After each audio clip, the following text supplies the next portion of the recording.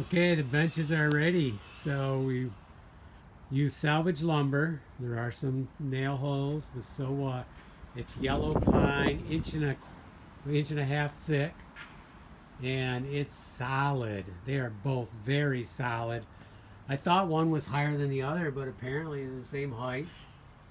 I do plan on putting them on some stone, and eventually this will be a, probably they're going to go here, just not like that probably.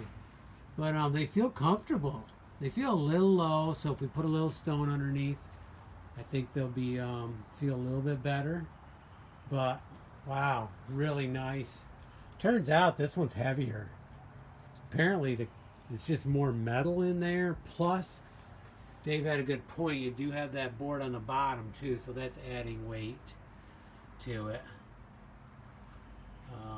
Even though that one has a little bit more on the back, but not that much. So I think the cast iron may be a little more there.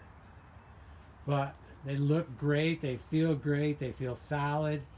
I do not want to leave them out in the weather because, yeah, they probably would last a long time.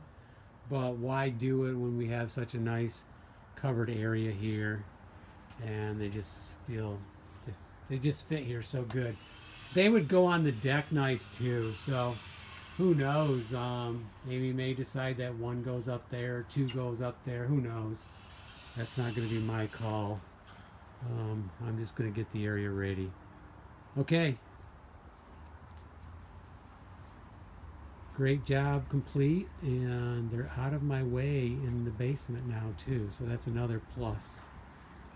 Not storing them anymore. They're going to get used. Okay, so if you ever have any cast iron ends for benches and you're thinking it's not worth restoring them or putting new wood on them, I totally disagree. I wouldn't mind having another set, but we only had 2 sets, and these were salvaged. So salvaged metal and salvaged wood. So we produced some excellent benches.